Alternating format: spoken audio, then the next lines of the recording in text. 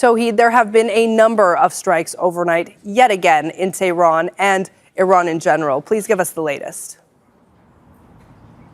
Yes, actually, we witnessed a number of blasts and explosions taking place across the Iranian capital in the eastern and western parts, and obviously that is indicative of the continuation of the campaign of airstrikes by the Americans and Israelis. So far, we know that a Mehrabad Airport located inside the capital witnessed overnight heavy bombardment in the areas in the vicinity of that. Also, attacks are reported, but the domain is not limited to the capital, as it goes well beyond it to include other cities such as Shiraz, Isfahan, Qazvin, and many others, and in some of which fatalities are reported. And residential areas are set to be targeted as well. We are dealing with an escalated situation for basically two reasons. First, this is the threatening language that is coming from the US President Donald Trump about more attacks targeting the infrastructure of the country, power plants in particular. And second, over the past 1 or 2 weeks now, I can say we have been witnessing an increased nature of attacks on the infrastructure of the country already.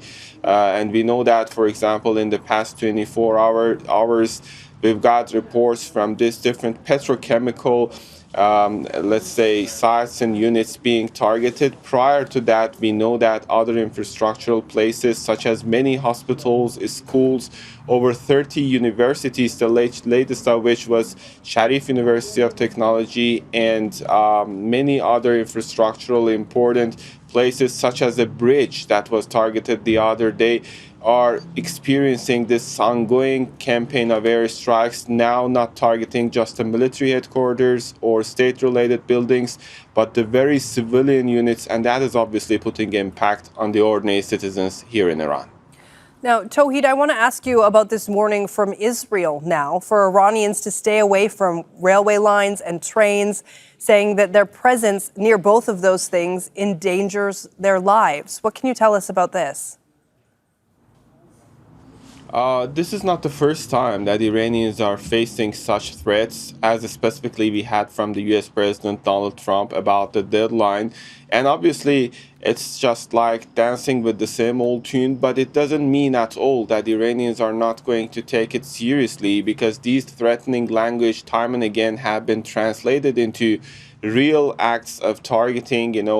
We've got it previously from the Israeli side, sending warning messages, and then in later hours we witnessed the attacks on the alarmed territories. So that means obviously it's going to be a chaotic situation if train stations or other infrastructural transportation infrastructure specifically is going to be targeted. But still, there is this rhetoric coming from the Iranian side. Again, this is not the first time, and we hear it from time to time from specifically the spokesperson for the military headquarters of the country, coming out to talk about strongest retaliation. And this, over the past, I would say, 2-3 days, has been strengthened, and they're saying that this retaliatory strategy is going to be coming with a widespread, devastating retaliatory strikes if the other sides decide to attack the